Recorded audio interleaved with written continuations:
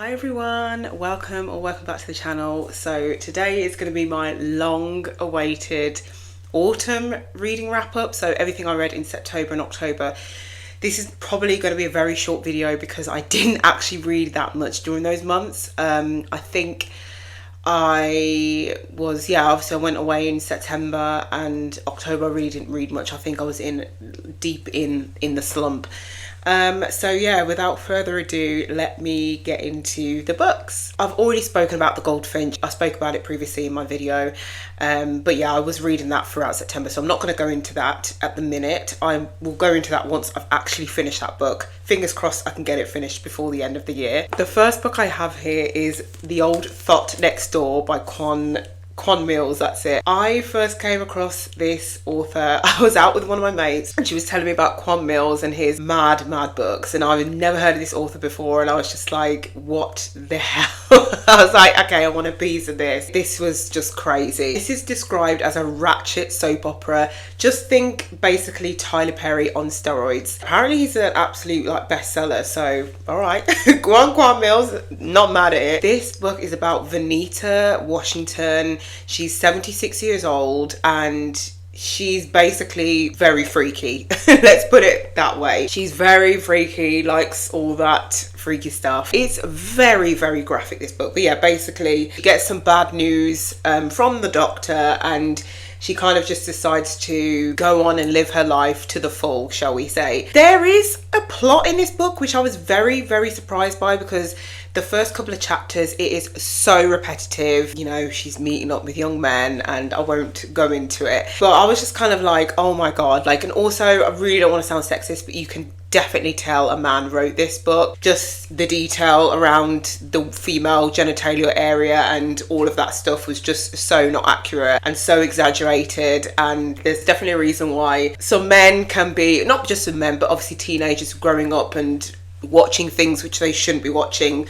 because they have nowhere else to turn to educate themselves. And yeah, I think sometimes material like this can really, it's very misinformation in here. So yeah, anyway, so very plot heavy, of course. I actually ended up liking the ending. It wasn't, it wasn't a great read. There was obviously some mistakes in there. Overall, I did enjoy it. I thought it was very easy to read. It did keep me going. Did read the book, and I did at the end listen to the audio because I didn't actually carry this on holiday. So I finished it on the audio, which was actually really funny. The voiceover actor was very good.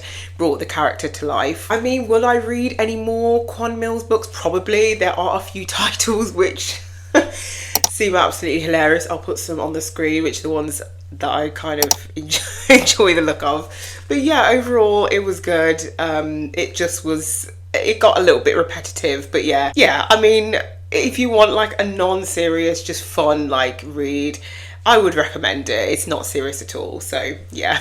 Sorry, I forgot to give my rating for The Old Thot Next Door. I rated it 3 stars out of 5, so middle of the road. It wasn't bad. The next book I read in September was Let the Games Begin by Rufaro Faith Mazarura. I gave this book as well 3 stars. I enjoyed it. It was great to read this in a hot country. I think if I read this during the winter, I don't think it would hit. Remember when I wanted that Olympics romance, and In the Deep End by Ali Hazelwood very much scratched that itch, and then I think this did. But I was expecting a lot more from this book, I can't lie. Someone very kindly recommended this book in my comments, which I thank you so much for doing that, because I would have never have come across this book, to be honest. Let me just explain the plot first. So we follow Zeke Moyo, who is a star athlete of Team GB, and he's just really hunkered down, and he's all about getting his personal bests, and he's obviously competing in the 2024 Olympics, and yeah, he wants to claim the title of the fastest man in the world.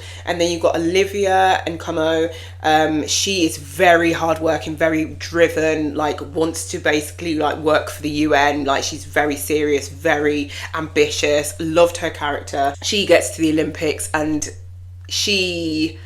something happens to her where her Olympic experience changes, and she has to kind of learn how to adapt to that. And I really liked the character development in this. Obviously, I liked the romance, but there was no spice. in this, and I feel like it needed some spice. But I mean, you don't always need spice, but I feel like it would have really just amped it up. We got to see a little bit behind the scenes of, you know, the Olympic Village, how the athletes spend their time there, what if they're going to any parties and stuff like that, which I really enjoyed. I thought that was so cool. I would actually, I mean, I don't think it would happen because apparently what happens in the village stays in the village. So I don't think we'll be hearing any explicit stories from the village, but you just know some crazy ish goes down there, all the parties, the hookups, everything. But yeah, I wonder if like an athlete, maybe they have, if they've written like a memoir, have they like shared any like salacious stories? If they have, let me know, point me in that direction. I would love to read it. I don't know why I'm so obsessed with the Olympics and like the romance, but I don't know, I just find it so fascinating. This was, I liked this book, it was okay. I would read another book from this author. I liked her writing, it was very easy to read, it was really quick, I read it in about 2 days. Yeah, I mean, overall, I enjoyed it. I really liked as well how Zeke was written, and there are some themes of like anxiety and stuff in here, so I really liked seeing the male perspective of that, because it's quite taboo, which is a shame. But I really liked seeing how the author kind of tackled that and embedded that into the story as well. Overall, yeah, 3 stars is not bad. And yeah, I would say I recommend it if you want like a really easy romance to read. Right, the next book I have is The School for Good Mothers by Jessamine Chan. And I believe I gave this a 4 stars. And let me just double check. Yes, I gave this a 4 stars. I actually really did enjoy this. Oh, when I read this in September as well. This is the debut novel from Jessamine Chan about a young mother who gets thrust into this government reform program for mothers, who badly behaved mothers, where custody of her child is really just dangling like a thread. She has to pass this program in order to get any kind of custody for her child. This was, oh God, this was so thought-provoking. This made me angry. This actually made me cry, even though, you know, I'm not a mother. And I actually said in the reading vlog where I read this, this has kind of deterred me from, I mean, right now I'm child-free, but this is like affirmed my decision of being child-free, because being a mother sounds so difficult and so hard, and you just have all these pressures. And yeah, I just think sometimes for fathers, not all fathers, but societal like standards for fathers, like the bar is low for them. They could literally just turn up to parents' evening and be called Father of the Year, whereas a mother, any other mother, like does that every day whilst doing the housework and whilst working 40-50 hours a week, and they don't get any praise for it. And this book really does capture that so well. The only gripe I have with this, I wish we had an epilogue, because I just wanted to see the outcome of the ending, what happens to her. I just wanted to see how that affected her, how that affected her family, and there was just some other things as well which I think could have been tied up. Yeah, I really wanted an epilogue from this. It didn't need one, but it would have been nice to have. I found this very dystopian. It was, yeah, given Black Mirror, just made me feel so sorry for the main character and all of the mothers as well, which were put into this awful program. And to be honest, the way the world's going, the way the political climate is, I would not be surprised if something like this came into fruition in years to come. It's just, it's mad, which kind of makes me feel like I probably want to read The Handmaid's Tale, because it's probably in that world there. It says, literally it says on the back, The Handmaid's Tale for the Squid Game generation. Yeah, I think knowing the background of The Handmaid's Tale, I think that's very accurate. So yeah, I'd be intrigued to see what else this author has written. I haven't actually had a look, but yeah, I'd be intrigued to see. Do highly recommend. The next book I don't physically have because I got it from the library, but I will be planning on buying a copy because yeah, I enjoyed it and I'd like it as part of my collection. So that is The Other Americans by Laila Lalami, and I gave that a 3 stars. This book follows a lot of different characters, a lot of different points of view. Plot is that a guy called Driss Gararawi, I think that's how you pronounce the surname, Garawi, that's it. Driss Garawi is a Moroccan immigrant living in California, and unfortunately he's walking home from work and he gets hit by a car and unfortunately dies. And we just get to see the point of view from kind of everybody involved and everybody in his life. So his daughters, his wife, the detective that's on the case, his colleagues that he works with because he owns a small diner, and another police officer as well who's involved.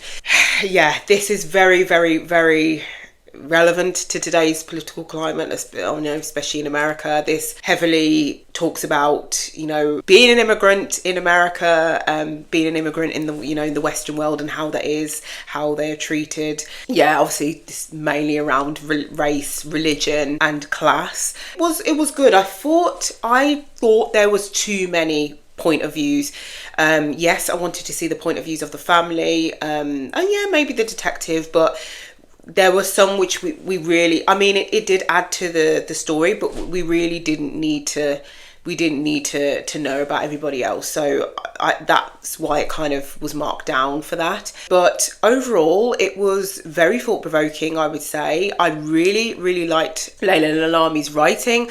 I actually reserved The Dream Hotel, I think, from this author, but I reserved it in the library and I can't remember, I didn't pick it up in the end. I think I was too late. So I would like to read that book from them. Yeah, this was just, I saw it on the shelves because I couldn't find that book. It obviously must not have been in my local library. They probably would have had to.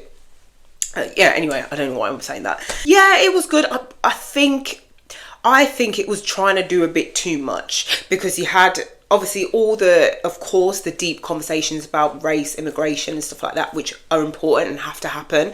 But then there was also a bit of romance in there, which again, I guess it does tie into the race and class, and just in mixed race relationships, how that is seen in society and how other people from the outside can judge and things like that and be very prejudiced. So I did like that they touched on that, but there were some things in the book which I just thought it was a bit boring, and it did kind of put me in a bit of a slump. But overall I enjoyed it once I finished it in the end, finally. But it hasn't deterred me from reading any of their work, and yeah, I would recommend it if you're kind of in the mood for something like that. And the final book of I've only read 5 books in 2 months. Not only, but that's low. But yeah, you can tell I was in a slump, right? So the final book of the wrap up is Everything Is Not Enough by Lola, Akinmade, Akerstrom, and I gave this a 4-star, so lower than the 5-star which I gave the first book, In Every Mirror She's Black. So this is the follow on from that. As I said in my August wrap up, I was dying to know what happened because it was left on a bit of a cliffhanger. I can't really say too much because obviously this follows on from the first book, and if you haven't read that, then I liked this book as well. However, I thought that this book was a little bit more corny than the first one. The first one, I kind of forgot to touch on this, but the first one really touched on like immigration, seeking asylum in Sweden and the process and how that is. I really liked how the author, I believe the author, I don't know if the author is Swedish, but I believe she lives in Sweden. But I really liked how the detail of that. You could definitely tell. I liked the Swedish language running through the book, and seeing how the American characters struggled to adapt to Swedish culture, and just, finding it really difficult being black women in Sweden and finding it hard to integrate, and they found it quite challenging with the language barrier and stuff like that. So I found that so fascinating. I would absolutely love to visit Sweden. I have been to Copenhagen, in Denmark, and both my husband we were like kicking ourselves knowing that we were so close to go to visit in Sweden. Like we literally could have just got the train, but yeah, we didn't. We weren't there. We weren't in Copenhagen for long, but that's another place I'd love to go back to. I just love the vibe and the culture there. I just think it's so chilled and relaxed. In the second book, we do have an introduction of a She was in the first book, but we hear more of her story in the second book, which I really, really appreciated. I mean, this duology, I think it's called, I absolutely loved, and I will be buying the copies of them now that I've read them. I think I could do a reread possibly. I was very satisfied with how everything was tied up. I would be intrigued to read more from this author. It was, I really wish I could go into more detail, but I just don't want to ruin it. But yeah, I really do like the plots and the different storylines woven throughout this book. There was an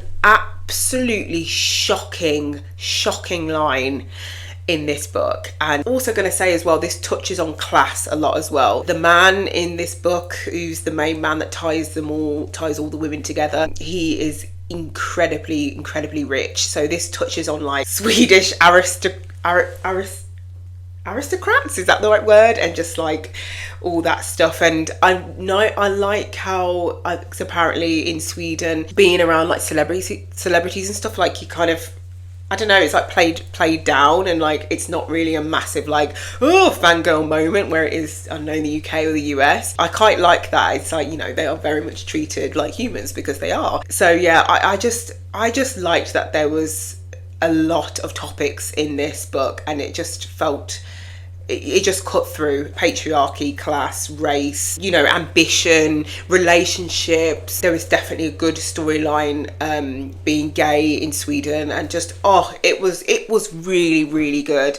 I just had to give it a mark down for the second book, because there was some bits which were a little corny, but I still think about the characters now, and you know, I think of them and I wish them the best, so it must have stayed with me. So yeah.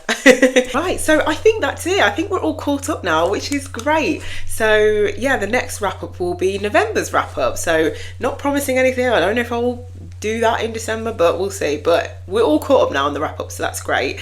So yeah, that's it. Thank you so much for watching, and yeah, let me know if you've read any of these books so we can chat below as usual. But yeah, I will speak to you in the next video.